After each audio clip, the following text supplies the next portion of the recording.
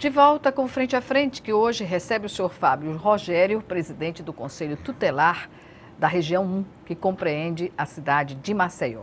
E aí eu pergunto agora sobre a questão estrutural do Conselho. O senhor, que já iniciou essa atividade de conselheiro tutelar na eleição de 2016, com mandato até 2019, o que dizer hoje da estrutura do Conselho Tutelar na cidade para fazer esse atendimento? O Conselho Tutelar, ele nasce, depois de muitas discussões, depois do Estatuto da Criança e do Adolescente, como um órgão de proteção da criança e do adolescente. Ele é um órgão que tem como seu principal objetivo atender crianças e adolescentes e aplicar medidas de proteção. A partir daí, vem outros encaminhamentos. E a nível de Maceió, nós estamos com um atendimento 100%. Maceió tem 10 conselhos tutelares, cada conselho com 5 conselheiros, então são 50 conselheiros tutelares na cidade de Maceió, cobrindo toda a região administrativa. As 10 regiões administrativas têm suas representações. Isso. E esse conselho tutelar, que age de uma forma muito próxima da comunidade, ele vem também com referências de pessoas da comunidade. Não é um processo seletivo, não foi um processo antidemocrático. Antes de ser conselheiro tutelar, o conselheiro passou em 2015 por uma etapa de capacitação, por uma prova que teve eliminação também. Além disso, a aplicação das provas é conduzida por qual Foi conduzida órgão? pelo CMDCA, com acompanhamento do Ministério Público. O que é o CMDCA? O CMDCA é o Conselho Municipal da Criança e do Adolescente, com acompanhamento do Ministério Público. Então, a capacitação e a prova de eliminação também exigiu, antes disso, que o conselheiro tutelar apresentasse pelo menos 2 anos de atuação em alguma instituição, em algum órgão da área da criança e do adolescente. Como também um dos critérios é que ele residisse naquela região administrativa. Um exemplo, eu estou residindo em Jatiuca, não podia ser candidato ao Conselho Tutelar do Farol. Tinha que ser na região no qual eu tenho um trabalho, no qual a comunidade nos conhece e reconhece e dá credibilidade àquele conselheiro. Vamos supor, o Conselho recebe uma denúncia de maus-tratos, ou de violência, maus-tratos de bater ou de uma violência sexual. Qual é o encaminhamento que é feito para essa família para atender e proteger essa criança? Olha só, tem o primeiro um encaminhamento que é essa escuta. Essa escuta tem que ser bem feita, tem que ser cuidadosa. Às vezes ela é feita pelo telefone e às vezes a pessoa vai até a sede do Conselho Tutelar e tem um momento particular com o conselheiro tutelar, onde aí a gente vai explorar daquela família, daquela pessoa que está indo fazer a denúncia, todos os seus relatos, detalhes da questão da denúncia e a partir daí pode acontecer de fazer a notificação àquela família, pode ser um encaminhamento, dependendo da denúncia, à própria polícia ou ao juizado, entendeu? Mas no primeiro momento nosso é escutar, e escutar bem. Porque aquela pessoa pode estar indo ali como a única possibilidade de salvar uma vida. E a gente está ali para recebê-la e acolher aquela denúncia, aquela demanda. Então, a partir daí, tem os outros encaminhamentos. Em relação, por exemplo, às características das denúncias, o que é mais comum receber? Olha, o que é mais comum dentro de toda essa demanda de violação dos direitos da criança e do adolescente são os casos de maus-tratos, de negligência, de abandono. A gente tem uma situação muito específica aqui dessa região, que são crianças em situação de rua. Famílias que estão utilizando as crianças para ficar na porta dos estabelecimentos comerciais, para mendicância. E a mesma quantidade de famílias que ajudam com o leite, com a cesta básica, com a fralda, com o dinheiro, essa mesma quantidade também liga denunciando e achando que é um absurdo a criança naquela situação. Então aí há um cuidado, há uma cautela de chegar até aquelas famílias, nós vamos até as famílias, em uma grande maioria das vezes a gente pede o suporte, o apoio do serviço de abordagem social do município, que vai até lá também. E a partir daí, nós elaboramos relatórios e encaminhamos para o juizado da infância e da juventude. Hoje a juíza, a doutora Fátima Pirauá, tem feito um trabalho excelente, um trabalho que agora nesses dias estão indo até as instituições, os órgãos de acolhimento institucional, fazer um trabalho junto com as famílias, conhecer cada caso. E a partir daí, dando um exemplo desse caso de negligência, de abandono e de maus tratos, a juíza pode determinar até a retirada daquelas crianças para um abrigo institucional, um acolhimento.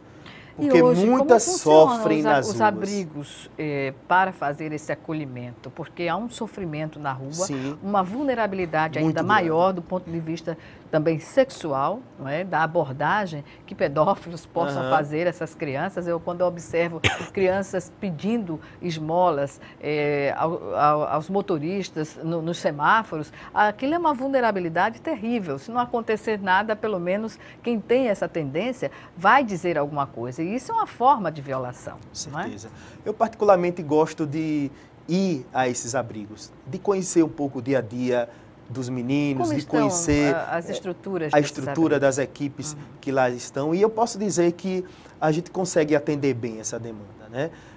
Apesar de que há lacunas, né? Há fragilidades, mas a gestão municipal tem procurado, sim, fazer o seu papel. Hoje nós temos o Abrigo Acolher, né? Onde ficam meninos lá na região da Santa Amélia, meninos que foram vítimas de violação dos direitos, a Casa de Passagem Feminina, que fica aqui também próximo, na região do Farol, onde são meninas que foram vítimas de violência, tem o Rubens Colasso, que já são aquelas crianças de menor idade, né? E outros também parceiros que não são da área pública, mas que através de iniciativas, de igrejas, de pessoas voluntárias, realizam esse trabalho de acolhimento, né? Então, mas é sim uma preocupação, porque cresce essa demanda e temos poucas casas, né? Então precisa também ampliar. Tem um trabalho também com as famílias. Hoje essas famílias em situação de rua, é possível sim, além de contribuir com o aluguel social, com a presença dos órgãos de assistência até lá, oferecer, como tem hoje em Maceió, a casa de passagem na família. Entendeu? Então, fica onde a casa de passagem fica aqui no centro, logo acima da catedral aqui, metropolitana de Maceió. É um espaço novo. É um espaço novo. Há muitas famílias já? Tem uma quantidade significativa porque é um momento também de passagem, né? De transição, né?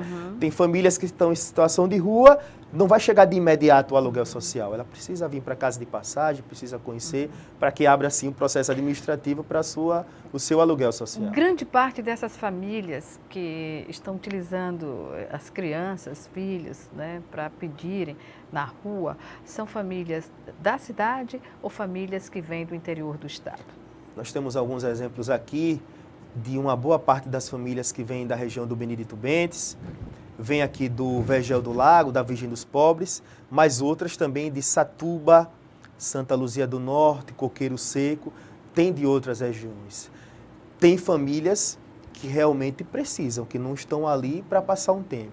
E outras que nessa situação de mendicância, a gente observa até uma movimentação de voltar para casa no final da noite de carro. A gente vê uma movimentação muito grande da venda das fraldas, do leite para o consumo de drogas. É triste essa realidade, mas é preciso ser dita, né? Terrível, porque a criança está ali o dia inteiro exposta, né?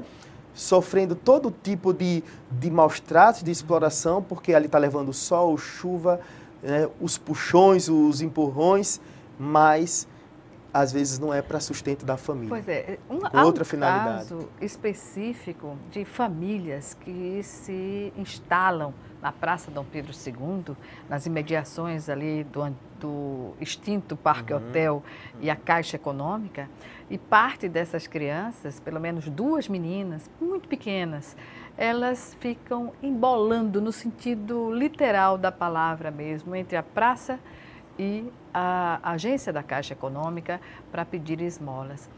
Crianças que visivelmente estão maltratadas, com a pele totalmente cheias de erupções, enfim. O Conselho Tutelar da região nunca recebeu denúncia nesse sentido? não é minha região administrativa, Pois mas é. tenho certeza, Gorete, que já recebeu. E tenho E o que certeza faz que essas famílias estarem permanentemente ali? o procedimento é esse, né? O Conselho Tutelar encaminha para o juizado, né? Onde o juizado vai avaliar cada caso e ver a necessidade e ver a fragilidade dessa família e dessas duas crianças, no seu exemplo. São né? muitas crianças, São muitas.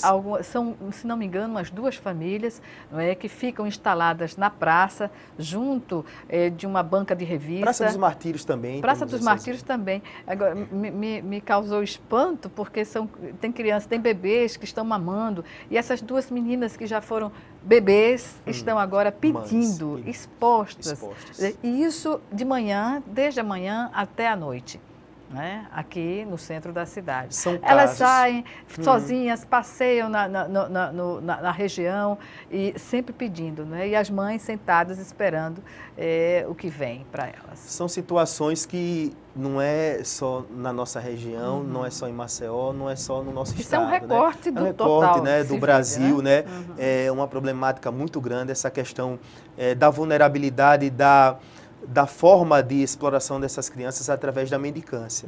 Mas Que esses expõe órgãos de proteção, elas né? a outras Isso, né? vulnerabilidades.